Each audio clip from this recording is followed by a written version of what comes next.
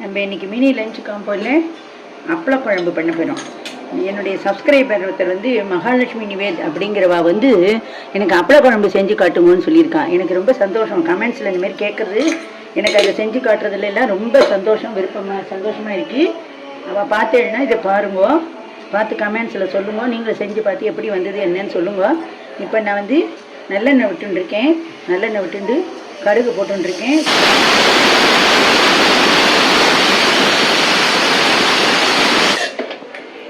அப்பள குழம்புக்கு என்னென்ன தேவைன்னு அப்பளம் தேவை. அப்பளமும் படலாம், அப்பள பூவும் படலாம். கடுகு, வெந்தயம், துவரம்பருப்பு, மிளகாய் வத்தல், கருவேப்பிலை, வெங்காயம், சாம்பார் பொடி, தனி மிளகாத்தூள், மஞ்சத்தூள், புளிக்கரைசல், நல்லெண்ணெய் ஒரு நெல்லிக்காய் கழிச்சுக்கு புளிக்கரைசல், பெருங்காயம், கட்டி பெருங்காயம் இல்லை தூள் பெருங்காயம் எது வேணாலும் வச்சுக்கலாம். குழம்பு கரைச்சி விடுறதுக்கு அரிசி மாவு, கல் உப்பு. மற்ற குழம்பெல்லாம் பண்ணும்போது கல் உப்பு போடுங்கோ, ரொம்ப நல்லா இருக்கும். கடுகு வெடிக்கிறது நான் வந்து ஒரு டீஸ்பூன் அளவுக்கு, நான் வைக்கிற குழம்புக்கு இது போதும். ஒரு டீஸ்பூன் அளவுக்கு துவரம்பருப்பு போட்டுருக்கேன். ஒரு அரை டீஸ்பூன் வெந்தயம் போட்டுருக்கேன். ஒரு மிளகா வத்தலில் பாதி மிளகா வத்தல் கிள்ளி போட்டுருக்கேன். கருவேப்பிலை போட்டுக்கிறேன்.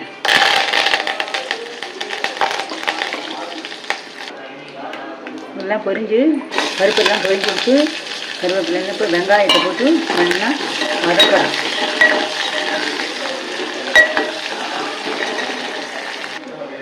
இந்த வெங்காயம் வதங்கிறதுக்காக ஒரு 1/4 டீஸ்பூன் அளவுக்கு உப்பு போட்டுக்கிறோம். வெங்காயம் நல்லா சவக்காக வறுபடணும். இப்போ அப்பளப்பூவை இந்த ஸ்டேஜில் போட்டு வறுக்கலாம், இல்லை உளுந்து அப்பளத்தை போட்டு வறுக்கிறவாலும் வறுக்கலாம். ட்ரெடிஷ்னல் மெத்தட் அப்படின்னா வறுக்கிறது கிடையாது, அப்பளத்தை அப்படியே போட்டு தான் பண்ணுறோம். இப்போ இதில் எடுத்து வச்சுருந்த பொடிகள்லாம் வத்த குழம்பு பொடி, தனி மிளகாத்தூள், உப்பு உப்பு இல்லை மஞ்சள் பொடி, இது எல்லாத்தையும் போட்டுக்கிறேன். என்ன மெஷர்மெண்ட்டுன்னா ஒரு டீஸ்பூன் அளவுக்கு மஞ்சள் பொடி, அரை டீஸ்பூன் தனி மிளகாத்தூள், 2 டேபிள் ஸ்பூன் அளவுக்கு இது போட்டுட்டாச்சு, குழம்பு மிளகா அப்படி போட்டுருக்கோம். இப்போ என்ன பண்ணுறோம், கரைச்சி வச்ச புளியை அதில் விடுறோம். புளி ஜலத்தை நமக்கு எவ்வளோ தேவையோ அந்த அளவுக்கு விட்டுக்கிறோம். இந்த குழம்புக்கு தேவையான கல்லுப்பு போட்டுருந்தாச்சு. இப்போ என்ன பண்ணுறோம், நான் இன்னும் பெருங்காய கட்டி இதை போடுறோம். நம்ம இன்னும் கொஞ்சம் கூட ஜலம் விட்டுக்கிறோம். அதில் நான் வந்து இந்த ஏனத்தில் 3/4 அளவுக்கு வைக்கலான் இருக்கேன். அதனால் இதுக்கு தேவையான அளவு போட்டுருக்கேன். இப்போ என்ன பண்ணுறேன்னா வெல்லம் போட போகிறேன். வெல்லம் வந்து ஆப்ஷன். வெல்லம் போட்டால் அரிசியும் எடுத்து கொடுக்கும். ஏன்னா ஒரு 2 டேபிள் ஸ்பூன் அளவுக்கு நான் வெல்லம் போட்டிருக்கேன். வெல்லம், ஒயிட் சுகர், நாட்டு சர்க்கரை, கருப்பட்டி, பனங்கற்கண்டு, இந்த மாதிரி எந்த ஐட்டம் வேணாலும் இதில் சேர்த்துக்கலாம். இது நல்லா கொதித்து பச்சை வாசனை போகணும். இப்போ நம்ம மினி லஞ்ச் காம்போவில் அப்பள குழம்பு ரெடியாக இருக்குது. இதுக்கு நான் கொஞ்சமாக அரிசி மாவு கரைச்சி விட்டுருக்கேன். இது ஒரு கொதி வரணும். இப்போ நம்மளுடைய மினி லஞ்ச் காம்போவில் அப்பளப்பூ குழம்பு ரெடி ஆகிடுச்சு. நல்லா கொதிக்கிறது. நான் அப்பளப்பூவை அப்படியே கட் பண்ணி அப்படியே பச்சையாகவே தான் போடணும். இதுதான் ட்ரெடிஷ்னல் மெத்தட். இன்னும் வேணும் அப்படிங்கிறவன் பொரிச்சிட்டு போட்டு பாருங்க. நான் இது வரைக்கும் பார்த்ததில்லை. பார்த்துட்டு நான் அப்புறம் உங்களுக்கு நான் சொல்லிக் கொடுக்குறேன். நிறைய போடலாம்.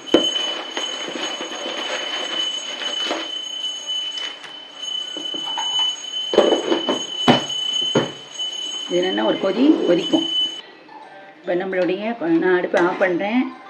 நம்மளுடைய அப்பளப்பூ குழம்பு ரெடி ஆகிடுது. இன்னும் ஆறினோன்னே இன்னும் கட்டியாகிடும். இது வந்து ட்ரெடிஷ்னல் மெத்தட் நான் இப்போ பண்ணியிருக்கிறது.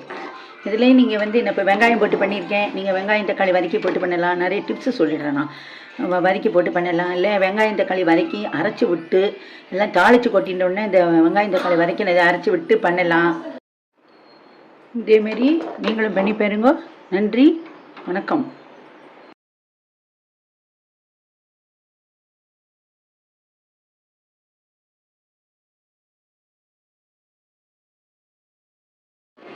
மினி லஞ்ச் காம்போவில் இன்றைக்கி நம்ம என்ன பண்ணுறோன்னா சவுச்சவு தயிர் பச்சடி. சவுச்சவை நல்லா தோலி சீவிட்டு நல்லா வந்து நல்லா அலம்பிட்டு தோலி சீவிட்டு அலம்பிட்டு அதுக்கப்புறமா இந்த கேரட் சீவுறது இருக்கு இல்லையா, அதில் இந்தமாரி பூ துருவலாக துருவி வச்சுக்கணும் சௌச்சௌ தயிர் பச்சடிக்கு. இப்போ என்ன பண்ணுறேன், ஒரு குக்கரில் ஜலம் வச்சுட்டுருக்கேன். இப்போ என்னென்னா ஸ்டீம் குக் பண்ண போகிறேன். பண்ணிவிட்டு இது என்னென்னா நான் ஒரு விசிலோ 2 விசிலோ விட்டு எடுத்துக்க போகிறேன்.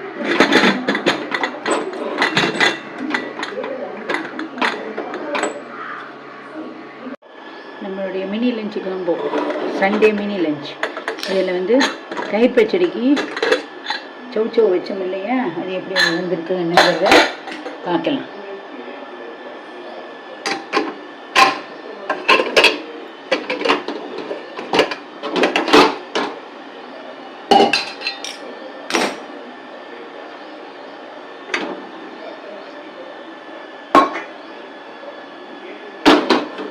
இந்த அளவுக்கு நல்லா குழவா நல்லா வெந்துடுத்து இந்த அதுமாரி. நம்ம இடத்துல வந்து எங்கள் இடத்துல வந்து உப்பு போடுறது கிடையாது. தயிர் பச்சடிக்கு உப்பு போட்டு சாப்பிட மாட்டான். இந்த சௌச்சௌ தயிர் பச்சடி வந்து 2-3 டிஃப்ரெண்ட் டைப் ஆஃப் மெத்தடில் பண்ணலாம். நான் உங்களுக்கு டிப்ஸு மாரி சொல்கிறேன், நீங்கள் தேவைப்பட்டவங்க ஃபாலோ பண்ணிக்கோங்க. இப்போ இல்பச்சட்டியில் சூடு பண்ணிவிட்டு சாதாரண குக்கிங் ஆயில் தான் விட்டுருக்கேன், ஒரே ஒரு டேபிள் ஸ்பூன் அளவுக்கு. இதில் வந்து கடுகு 1 டீஸ்பூன் அளவு கடுகு போட்டிருக்கேன். கடுகு நல்லா வெடித்து வரணும். இப்போ இதில் வந்து பெருங்காயம் பவுட்ரு இருந்ததுன்னா இப்போ தாளிப்பில் போட்டுக்கலாம். நான் பெருங்காய ஜலம் தான் விட போகிறேன். அதனால் பெருங்காய ஜலத்தை இந்தமாரி நிறைய தேவைப்பட கிடையாது, ஒரு சொட்டு விட்டுண்டா போதும். அது நல்லா மிக்ஸ் ஆகிடும். கடுகு நல்லா வெடிக்கிறது. இப்போ என்ன பண்ணுறேன், ஒரே ஒரு பச்சை மிளகாய், இஞ்சி போடுறதுனா போட்டுக்கலாம், 1/2 வத்த மிளகாய், வந்து கருவேப்பிலை, இவ்வளோதான். நடுத்து ஆஃப் பண்ணிவிட்டு இதுலேயே 2 ஜீரகம், ஒரு 1/2 டீஸ்பூன் அளவுக்கு இதில் தாளிச்சிட்டு இது வந்து இந்த தயிர் பச்சடியில் நம்ம கொட்டிடணும்.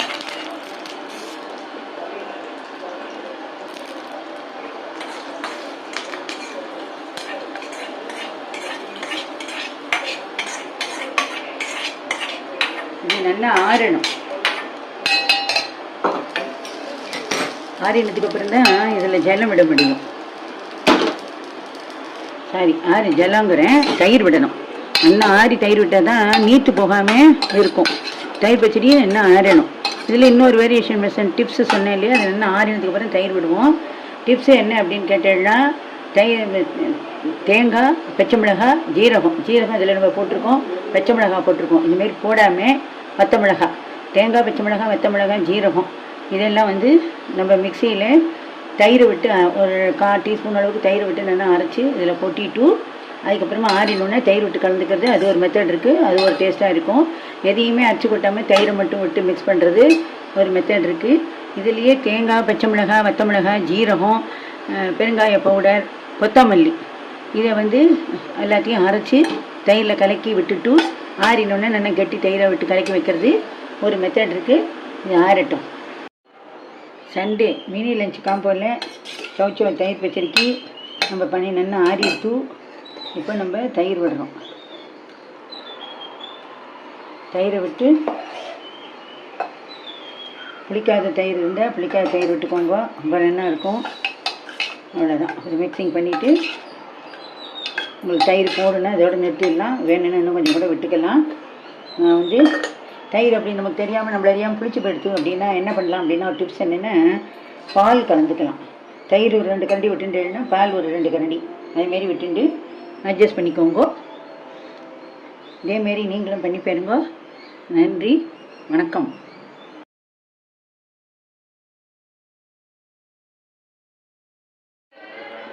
வணக்கம்.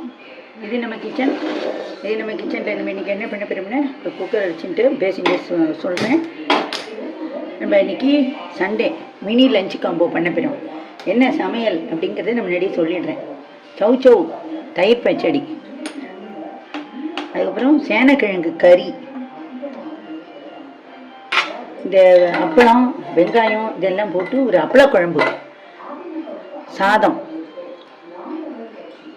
தொட்டுக்கிறதுக்கு அவக்காய் மாங்காய் தயிர். இதுதான் மினி லஞ்ச் காம்போ சண்டே. இப்போ நம்ம ஃபஸ்ட்டு என்ன பண்ணுறோம் அப்படின்னா சேனக்கிழங்கு கறி பண்ண போகிறோம். நான் இது வந்து ஸ்டீம் குக் பண்ணலை, அப்படியே வதக்கியும் பண்ணலை.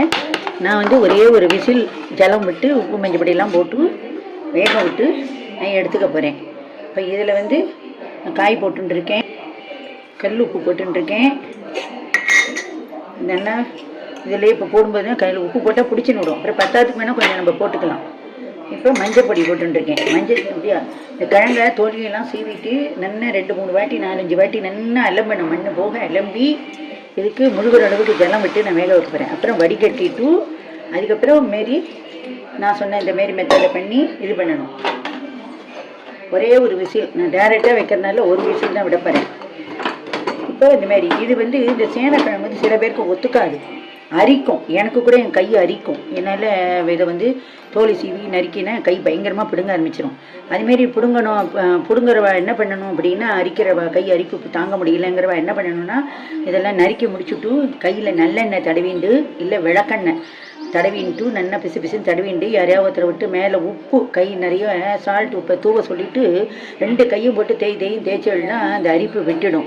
இல்லை அப்படின்னு புளி ஜலம் கட்டியாக புளியை கரைச்சிட்டு வாழை கையெல்லாம் அலம்பிட்டு புளி கரைக்கணும் இல்லையா, சாம்பாருக்கோ ரசத்துக்கோ குழம்புக்கோ இதுக்கோ புளி கரைக்கணும் இல்லையா, வாழையே நம்ம கரைக்க சொல்லிட்டோன்னு வைங்கோளேன். அதில் 2 சால்ட் உப்பை போட்டுட்டு புளியை கரைக்க சொல்லிவிட்டா அந்த அரிப்பு விட்டு போயிடும். இது வந்து ஒரு டிப்ஸு. இப்போ இது நல்லா வேகிறது. நம்மளோட மினி லஞ்ச் காம்போவில் சேனக்கிழங்கு கறி பண்ண போகிறோம். இப்போது இலுப்பச்சட்டி நான் சுட வச்சுட்டேன். ஒரு 100 அளவுக்கு 100 மில்லி அளவுக்கு எண்ணெய் விட்டுருக்கேன்.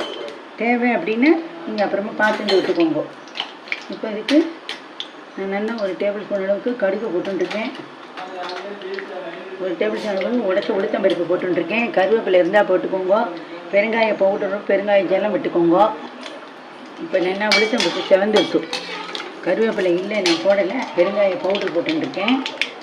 இப்போ நம்ம வேக வச்சு மூழ்கிற அளவுக்கு ஜலத்தை விட்டு உப்பு மஞ்சள் பொடி போட்டு வேக வச்ச இது சேனக்கிழங்கு இதில் போட்டுருந்துச்சு.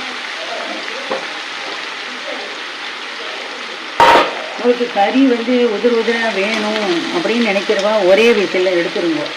நான் வந்து கொஞ்சம் குழம்பு இருந்தாலும் பரவாயில்லை அப்படின்ட்டு நான் 2 விசில் வச்சு எடுத்துட்டுருக்கேன். இப்போ ஒரு டீஸ்பூன் அளவுக்கு தனி மிளகாத்தூள் போட்டுருக்கேன். இதில் வேக வைக்கும்போதே நம்ம உப்பு மஞ்சள் பொடி போட்டோம்னாலும் உப்பு வடிக்கும்போது ஜலம் பாதி அதில் போயிடும். பத்தாத்துக்கு இப்போ கொஞ்சம் உப்பு நான் போட்டுக்கிறேன். இப்போ இதை வந்து நல்லா ஒரு கலரி விடணும். கலரி விட்டுட்டு அடியில் இருக்கிறதெல்லாம் மேலே வரும், மேலே இருக்கிற அடியில் போகிற சமயத்தில் இப்போ இன்னொரு டீஸ்பூன் அளவுக்கு உப்பு போட்டு தனி மிளகாத்தூள் போட்டுருக்கேன். இப்போ இதை நல்லா திருப்பி விட்டுட்டு நல்லா கொஞ்சம் ஓரளவுக்கு ரோஸ்ட் ஆகிற வரைக்கும் நம்ம வதக்கணும். இப்போ mini lunch combo Sunday mini lunch காம்போவில் சேனக்கிழங்கு கறிக்காக நம்ம ரெடி பண்ணிட்டுருக்கோம். இது இன்னொரு திருப்பி விட்டுட்டு நான் இப்போ போட்டது பருப்பு பொடி போட்டிருக்கேன். முன்னாடி தனி மிளகாத்தூள் போட்டேன், இப்போ பருப்பு பொடி போட்டிருக்கேன். இது ஒரு டேஸ்ட்டு கொடுக்கும். எவ்வளோ அவளுக்கு எவ்வளோ தேவையோ அதுமாரி போட்டுக்கோங்க.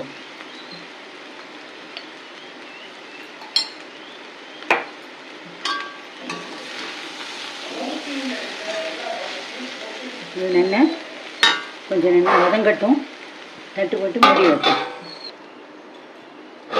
சண்டே மினி லஞ்ச் காம்போவில் நமக்கு சேனக்கிழங்கு கறி வதங்கின்னு இருக்கு. இப்போ ஒரு 2 டீஸ்பூன் அளவுக்கு அரிசி மாவு. இந்த மாதிரி அரிசி மாவு என்ன போடும்போது என்ன ஆகும் அப்படின்னா, அரிசி மாவு போடலாம், கடல மாவு போடலாம், கார்ன்ஃப்ளவர் மாவு போடலாம். போட்டு நல்லா மொறுன்னு வரும். அதுக்காகத்தான் பண்ணுறது. சாப்பிட்டா வேணும் அப்படின்னு நினைக்கிறவாளுக்கு கொஞ்சமாக நம்ம எடுத்து வச்சுட்டு யாருக்கெல்லாம் மொறுன்னு வேணுமோ அவளுக்கு இந்தமாரி இதை போட்டு பண்ணலாம். இப்போ நம்ம கொஞ்சம் எண்ணெய் விட போகிறேன். நான் இதிலே என்ன பண்ணலாம் அப்படின்னா, இன்னும் கொஞ்சம் ரிச்னஸாக வேணும் அப்படின்னா பிரெட் க்ரம்ஸ் இருக்குது பார்த்தீங்களா, ப்ரெட்டு பேக்கரி கடையில் கேட்டால் பிரெட் க்ரம்ஸ் தருவோம். இல்லை அப்படின்னா ப்ரெட் வாங்கி நம்ம கூட மிக்சியில் போட்டு பவுட்ரு பண்ணிக்கலாம். அது இல்லைனாலும் ப்ரெட்டு இந்த ஓரங்கள்லாம் ப்ரௌன் கலரில் இருக்கும், அதை மட்டும் கட் பண்ணிவிட்டு மிக்சியில் போட்டு பவுட்ரு பண்ணிவிட்டு அதையும் இந்த இந்த கறியில் தூவலாம். இல்லை அப்படின்னா இந்த ரஸ்க்கு பவுடர் கேட்டால் பேக்கரி கடையில் கொடுப்பான். இல்லை நம்மளே கூட ரஸ்க்கு வாங்கி நல்லா உடச்சி மிக்சியில் போட்டு ஒரு சுற்றிட்டு இறக்குற நேரத்துக்கு அந்த பவுடரை போட்டு இறக்கி வச்சிடலாம். நல்லா ரிச்னஸ்ஸாக நல்லா இருக்கும். இதெல்லாம் ஒரு டிப்ஸாக எடுத்துக்கோங்க. இப்போ நம்ம சண்டே மினி லஞ்சு காம்போவுக்கு சேனக்கிழங்கு கறி ரெடி ஆகிட்டு அடுப்பை ஆஃப் பண்ணிட்டேன். நான் இது பண்ணும்போது நிறைய டிப்ஸு சொல்லியிருக்கேன், எப்படிலாம் என்னென்ன வேரியேஷன்லாம் பண்ணணும்னு. தேவைப்பட்டவா அது மாதிரி பண்ணி பாருங்க. எப்படி வந்து கமெண்ட்ஸில் சொல்லுங்க. நீங்களும் இதுமாரி பண்ணி பாருங்க. நன்றி, வணக்கம்.